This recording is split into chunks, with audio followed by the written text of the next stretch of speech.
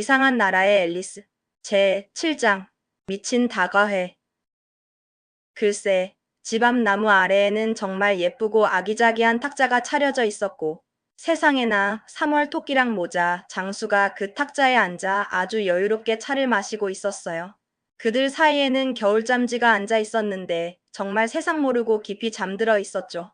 다른 두 친구는 그걸 마치 부드러운 쿠션처럼 사용하고는 팔꿈치를 그 위에 살짝 대고는 겨울잠쥐의 작은 머리 너머로 쏙닥쏙닥 아주 비밀스러운 이야기들을 주고받고 있었답니다. 앨리스는 그 모습을 보며 마음속으로 생각했어요. 겨울잠쥐는 정말 불편하겠구나. 그러면서도 이내 이렇게 덧붙였죠. 하지만 잠들어 있으니 아무것도 모르고 신경 쓰지 않겠죠? 탁자는 꽤 큰 편이었지만 이 세 친구는 왜인지 모르게 굳이 한쪽 모퉁이에만 옹기종기 모여 앉아 있었답니다. 자리 없어. 자리 없어. 그들은 앨리스가 자신들에게 다가오는 것을 보자마자 그렇게 큰 소리로 외쳤어요. 아니, 자리가 이렇게나 충분히 있잖아요. 앨리스는 그들의 무례한 행동에 조금 기분이 상해서 말하며 탁자 한쪽 끝에 놓인 커다랗고 편안해 보이는 안락의자에 털썩 앉았어요. 포도주 좀 드세요. 3월 토끼가 아주 친절하고 격려하는 듯한 목소리로 앨리스에게 말했답니다. 앨리스는 호기심 어린 눈으로 탁자 위를 빙 둘러보았지만 글쎄, 그 위에는 따뜻한 차 말고는 아무것도 없었답니다. 포도주가 보이지 않는데요. 그녀가 조금 의아한 표정으로 말했어요. 없어요. 3월 토끼가 시큰둥하게 대답했죠. 그렇다면 없는 것을 권하는 건 예의가 아니었어요. 앨리스는 살짝 화가 나서 그의 말을 받아쳤어요. 초대도 받지 않고 함부로 앉는 것도 예의가 아니었어요. 3월 토끼가 퉁명스럽게 말하며 앨리스의 말을 되받아쳤답니다. 여기가 당신의 탁자인 줄은 정말 몰랐어요. 앨리스가 또렷하게 말했어요. 글쎄, 3명보다 훨씬 더 많은 사람들을 위해 넉넉하게 차려져 있는 것 같던데요. 머리를 좀 잘라야겠어요. 모자 장수가 갑자기 엉뚱한 소리를 했답니다. 그는 한동안 아주 큰 호기심을 가지고 앨리스를 뚫어지라 쳐다보고 있었는데 이게 바로 그의 첫마디였어요. 개인적인 발언을 함부로 하지 않는 법을 배워야 해요. 앨리스는 조금 엄하고 단호하게 말했죠. 아주 무례하고 예의 없는 행동이에요. 모자 장수는 이 말을 듣고는 자신의 눈을 아주 동그랗게 떴어요. 하지만 그가 그 다음으로 한 말은 전부 왜 까마귀는 책상과 비슷한가요? 이거였답니다. 자, 이제 정말 재미있어지겠네. 앨리스는 속으로 그렇게 생각했어요. 그들이 드디어 수수께끼를 내기 시작해서 다행이야. 저것만큼은 맞출 수 있을 것 같아. 그녀는 속으로 생각한 것을 큰 소리로 덧붙였답니다. 당신이 그 수수께끼의 답을 찾아낼 수 있을 거라고 생각한다는 말인가요? 3월 토끼가 반신반의하는 듯한 표정으로 물었어요. 바로 그래요. 앨리스가 망설임 없이 말했어요. 그렇다면 당신이 의미하는 것을 아주 명확하게 말해야 해요. 3월 토끼가 계속해서 말했답니다. 그렇게 하고 있잖아요. 앨리스는 서둘러 대답했어요. 적어도 제가 말하는 것을 의미해요. 그건 똑같은 말 아닌가요? 전혀 같은 말이 아니죠. 모자 장수가 아주 단호하게 말했어요. 내가 먹는 것을 본다가 내가 보는 것을 먹는다랑 똑같다고 말하는 거나 마찬가지예요. 내가 얻는 것을 좋아한다가 내가 좋아하는 것을 얻는다랑 똑같다고 말하는 거나 마찬가지예요. 3월 토끼가 옆에서 덧붙였답니다. 내가 잘 때 숨을 쉰다가 내가 숨을 쉴 때 잔다랑 똑같다고 말하는 거나 마찬가지예요. 잠꼬대처럼 중얼거리는 겨울잠쥐가 흐릿한 목소리로 덧붙였어요. 당신에게는 똑같은 거겠지만요. 모자 장수가 말했고 여기서 흥미진진했던 대화는 잠시 끊겼답니다. 일행은 2, 3분 동안 침묵 속에 앉아 있었고 앨리스는 까마귀랑 책상에 대해 자신이 기억할 수 있는 모든 것을 열심히 생각해 보았지만 글쎄 그리 많지 않았어요. 모자 장수가 먼저 침묵을 깼답니다. 오늘이 며칠이지요? 그가 앨리스를 향해 정면으로 물었어요. 그는 주머니에서 자신의 시계를 꺼내어 아주 불안한 듯이 그것을 보고 때때로 그것을 휙휙 흔들거나 자신의 귀에 대고 소리를 들어보기도 했어요. 앨리스는 잠시 동안 생각에 잠긴 후 4일이에요.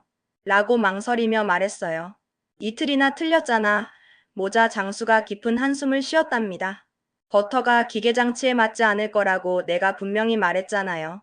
그는 3월 토끼를 아주 환한 눈으로 쳐다보며 덧붙였어요. 최고급 버터였어요. 3월 토끼가 아주 온순하고 조용한 목소리로 대답했죠. 그래요. 하지만 버터 부스러기도 함께 들어갔을 거예요. 모자 장수가 투덜투덜 불평했답니다. 빵칼로 넣지 말았어야 했어. 3월 토끼는 시계를 가져다가 아주 우울한 표정으로 그것을 쳐다보았어요. 그런 다음 그는 그것을 차잔에 담갔다가 다시 꺼내어 쳐다보았죠. 하지만 그는 아까 처음 했던 말인 최고급 버터였어요. 보다 더 나은 말을 생각해 낼 수가 없었답니다. 앨리스는 아주 호기심 가득한 눈으로 그의 어깨 너머를 보고 있었어요. 참 이상하고 재미있는 시계네요. 그녀가 말했죠. 날짜는 알려주는데 시간은 알려주지 않아요. 왜 그래야 하지요? 모자 장수가 작은 목소리로 중얼거렸어요. 당신의 시계는 연도를 알려주나요? 물론 아니에요. 앨리스가 아주 쉽고 간단하게 대답했어요. 하지만 그건 연도가 아주 오랫동안 똑같이 유지되기 때문이에요. 내 것도 바로 그런 경우예요. 모자 장수가 대수롭지 않게 말했답니다. 앨리스는 이 상황이 심하게 당혹스러웠어요. 모자 장수의 말은 어떤 의미도 없는 것처럼 보였지만 확실히 영어로 된 말이었으니까요. 잘 이해가 안 돼요. 그녀가 가능한 한 정중하고 부드러운 목소리로 말했죠. 겨울잠지가 다시 잠들었군요. 모자 장수가 말하며 겨울잠지의 작은 코에 뜨거운 차를 조금 부었답니다. 겨울잠지는 조급하게 머리를 흔들며 눈도 뜨지 않고 쉰 목소리로 말했어요. 물론이지요, 물론이지요. 내가 막 말하려던 것이었어요. 수수께끼를 맞췄나요? 모자 장수가 다시 앨리스를 향해 물었답니다. 아니요, 포기할게요. 앨리스가 솔직하게 대답했어요. 그럼 답이 뭔가요?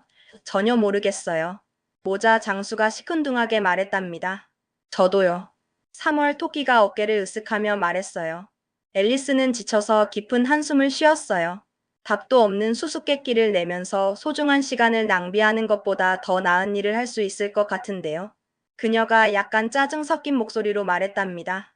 만약 당신이 시간을 나만큼 안다면, 모자 장수가 앨리스를 똑바로 쳐다보며 말했어요. 시간을 낭비한다고 절대 말하지 않을 거예요. 그는 바로 그 자체의 시간이거든요. 무슨 말인지 정말 모르겠어요. 앨리스가 솔직하게 말했죠. 당연히 모르지요. 모자 장수가 경멸하듯 고개를 좌우로 흔들며 말했어요. 당신은 시간에게 말을 걸어본 적도 없을 거라고 감히 말하겠어요. 아마도 아닐 거예요. 앨리스가 조심스럽고 신중하게 대답했죠. 하지만 저는 음악을 배울 때 박자를 맞춰야 한다는 것을 알고 있어요. 아, 그것으로 모든 게 설명이 되는군요. 모자 장수가 무릎을 탁 치며 말했어요. 그는 두들겨 맞는 것을 절대 참지 못해요. 이제 만약 당신이 그와 좋은 관계를 유지하기만 한다면 그는 자신의 시계로 당신이 원하는 거의 모든 것을 해줄 거예요. 예를 들어 오전 9시라고 가정해 보세요. 막 수업을 시작할 시간이잖아요. 당신은 시간에게 힌트를 속삭이기만 하면 되고 그러면 시계는 순식간에 휙휙 돌아가지요. 순식간에 오후 1시 반, 맛있는 저녁 식사 시간이에요. 그랬으면 정말 좋겠어요. 3월 토끼가 속삭이듯 혼잣말했답니다. 그것은 확실히 멋질 거예요. 앨리스가 신중하고 조심스럽게 말했어요. 하지만 그러면 배가 고프지 않을 것 같아요. 처음에는 아닐지도 몰라요. 모자 장수가 고개를 끄덕이며 말했어요. 하지만 당신이 원하는 한 계속해서 오후 1시 반으로 유지할 수 있어요. 그게 당신이 시간을 관리하는 방법인가요? 앨리스가 호기심 가득한 눈으로 물었답니다. 모자 장수는 슬프게 고개를 흔들었어요. 저는 아니에요. 그가 힘없이 대답했죠. 우리는 지난 3월에 크게 싸웠어요. 그가 미치기 바로 전에요. 모자 장수는 차 숟가락으로 3월 토끼를 가리키며 하트 여왕이 주최한 아주 대규모의 음악회에서였어요. 그리고 저는 반짝반짝 작은 박쥐야. 내가 무엇을 하고 있는지 궁금해. 이 노래를 불러야 했어요. 이 노래 아시나요? 그와 비슷한 것을 들어본 적은 있어요. 앨리스가 아는 체하며 말했죠. 이렇게 계속돼요. 모자 장수가 계속해서 말했어요. 이런 식으로 세상 위를 날아다니네. 하늘의 차 쟁반처럼. 반짝 반짝. 여기서 겨울잠지가 몸을 흔들며 잠결에 반짝 반짝 반짝 반짝 하고 노래하기 시작했고 너무 오랫동안 노래를 계속해서 그들은 결국 겨울잠지를 꼬집어 멈추게 해야 했답니다. 글쎄요. 제가 첫 소절을 거의 끝내지도 못했을 때 모자 장수가 한숨을 쉬며 말했어요. 여왕이 벌떡 일어나더니 소리쳤어요. 그가 시간을 죽이고 있어. 당장 목을 쳐라. 정말 끔찍하고 야만적이에요. 앨리스가 깜짝 놀라 외쳤어요. 그리고 그 이후로 모자 장수가 아주 슬픈 어조로 계속해서 말했어요. 그는 제가 요청하는 일을 하나도 하지 않아요. 그래서 지금은 항상 육시예요. 앨리스의 머릿속에 밝고 번쩍이는 생각이 떠올랐어요. 그래서 여기에 차 도구들이 이렇게나 많이 나와 있는 건가요? 그녀가 조심스럽게 물었답니다. 네, 그래요. 모자 장수가 또다시 한숨을 쉬며 말했어요. 항상 차 시간이고 그 사이에 물건들을 씻을 시간도 없어요. 그렇다면 계속해서 자리를 옮겨 다니는 거네요? 앨리스가 궁금해하며 말했어요. 바로 그래요. 모자 장수가 말했죠. 물건들이 다 쓰이면요. 하지만 다시 처음 자리로 돌아오면 어떻게 되는 건가요? 앨리스가 조심스럽게 물었답니다. 주제를 바꾸는 게 어때요? 3월 토끼가 하품을 길게 하며 끼어들었어요. 이건 이제 점점 지겨워지고 있어요. 이 젊은 아가씨가 우리에게 재미있는 이야기를 들려주는 게 좋겠어요. 유감스럽게도 저는 이야기를 하나도 모르는데요.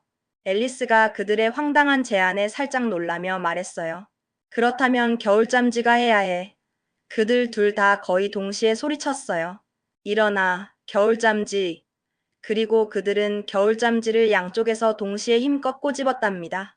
겨울잠지는 천천히 자신의 눈을 떴어요. 저는 자지 않았어요. 그가 쉰 목소리로 아주 약하게 말했어요. 여러분들이 하는 말을 모두 다 들었다고요. 이야기를 해줘요. 3월 토끼가 재촉하듯 말했답니다. 네, 제발요. 앨리스가 간절하게 애원했어요. 그리고 빨리 해요. 모자 장수가 덧붙였죠. 안 그러면 끝나기 전에 다시 잠들 거예요. 옛날 옛적에 3명의 아주 어린 자매가 살았어요. 겨울잠지가 매우 서둘러 이야기를 시작했어요. 그리고 그들의 이름은 엘시, 레이시, 틸리였죠. 그들은 우물바닥에 살았어요. 그들은 무엇을 먹고 살았나요? 항상 먹고 마시는 것에 아주 큰 관심을 가졌던 앨리스가 호기심에 가득 차 물었어요. 그들은 당미를 먹고 살았어요. 겨울잠지가 1, 2분쯤 깊이 생각한 후에 말했답니다. 그렇게는 할 수 없었을 거예요. 앨리스가 부드러운 목소리로 말했어요. 그들은 분명히 아팠을 거예요. 그래서 그랬어요. 겨울잠지가 담담하게 말했죠. 정말 많이 아팠어요. 앨리스는 그런 특별한 생활 방식이 과연 어떨지 상상해 보려고 했지만 너무 당혹스러워서 계속해서 물었어요. 하지만 왜 우물바닥에 살았나요? 차를 좀 더 드세요. 3월 토끼가 앨리스에게 아주 진지하고 엄숙하게 말했어요. 저는 아직 아무것도 마시지 않았어요. 앨리스가 기분이 상해서 대답했어요. 그래서 더 마실 수 없어요. 아무것도 안 마신 것보다 덜 마실 수는 없다는 뜻이군요. 모자 장수가 엉뚱하게 말했어요. 아무것도 안 마신 것보다 더 마시는 것은 아주 쉬운 일이지요. 아무도 당신의 의견을 묻지 않았어요. 앨리스가 약간 짜증난 목소리로 말했답니다. 지금 누가 개인적인 발언을 하고 있지요? 모자 장수가 의기양양하게 물었어요. 앨리스는 이 말에 대해 무엇을 말해야 할지 잘 몰랐어요. 그래서 그녀는 차와 빵과 버터를 좀 먹고 그런 다음 겨울잠쥐에게 돌아서서 자신의 질문을 다시 한번 반복했어요. 왜 그들은 우물바닥에 살았나요? 겨울잠쥐는 다시 1, 2분쯤 깊이 생각한 후 말했어요. 그것은 당밀 우물이었어요. 그런 건 없어요. 앨리스가 아주 화가 나서 말을 시작했지만 모자 장수와 3월 토끼가 쉿, 쉿 하고 말했고 겨울잠쥐가 잔뜩 뚱해져서 말했답니다. 예의를 지킬 수 없다면 당신이 이야기를 직접 끝내는 게 나을 거예요. 아니요, 제발 계속해주세요. 앨리스가 아주 겸손하고 간절하게 말했어요. 다시는 절대로 방해하지 않을게요. 그런 우물이 하나 있을지도 몰라요. 하나 있을지도 모른다니요. 겨울잠쥐가 분개하여 말했답니다. 하지만 그는 계속해서 이야기를 하기로 동의했어요. 그래서 이 3명의 어린 자매들은 그들은 그림 그리는 것을 배우고 있었어요. 그들은 무엇을 그렸나요? 앨리스가 방해하지 않겠다는 약속을 완전히 잊고 다시 물었어요. 당밀이요. 겨울잠쥐가 이번에는 전혀 생각하지 않고 곧바로 말했답니다. 깨끗한 잔이 필요해요. 모자 장수가 갑자기 끼어들었어요. 모두 한 자리씩 옮겨요. 그는 말하면서 자신의 자리에서 옆으로 옮겼고 겨울잠쥐가 그를 따라 움직였어요. 3월 토끼는 겨울잠쥐의 자리로 옮겼고 앨리스는 다소 내키지 않게 3월 토끼의 자리를 차지했답니다. 모자 장수만이 이 자리 변화로 어떤 이득을 보았을까요? 그리고 앨리스는 이전보다 훨씬 더 안 좋은 상황이 되었는데 3월 토끼가 막 우유 주전자를 그의 접시에 엎질렀기 때문이죠. 앨리스는 겨울잠지를 다시 기분 상하게 하고 싶지 않아서 아주 조심스럽고 신중하게 다시 시작했어요. 하지만 이해가 안 돼요. 그들은 어디서 당미를 끌어냈나요? 물 우물에서 물을 끌어낼 수 있잖아요. 모자 장수가 엉뚱하게 말했어요. 그러니 당밀 우물에서 당밀을 끌어낼 수 있다고 생각해야지요. 응, 이 멍청아? 하지만 그들은 우물 안에 있었잖아요. 앨리스가 이 마지막 무례한 말을 모른 척하며 겨울잠지에게 다시 말했어요. 물론 그랬지요. 겨울잠지가 담담하게 말했답니다. 우물 안에요. 이 답은 불쌍한 앨리스를 너무나도 혼란스럽게 만들어서 그녀는 한동안 그를 방해하지 않고 겨울잠지가 계속해서 이야기를 하게 내버려 두었어요. 그들은 그림 그리는 것을 배우고 있었어요. 겨울잠지가 하품을 하고 자신의 눈을 비비며 계속해서 말했답니다. 그는 이때쯤 아주 졸리고 있었거든요. 그리고 그들은 온갖 것들을 그렸어요. M으로 시작하는 모든 것을. 왜 M으로요? 앨리스가 다시 물었어요. 왜 안 돼요?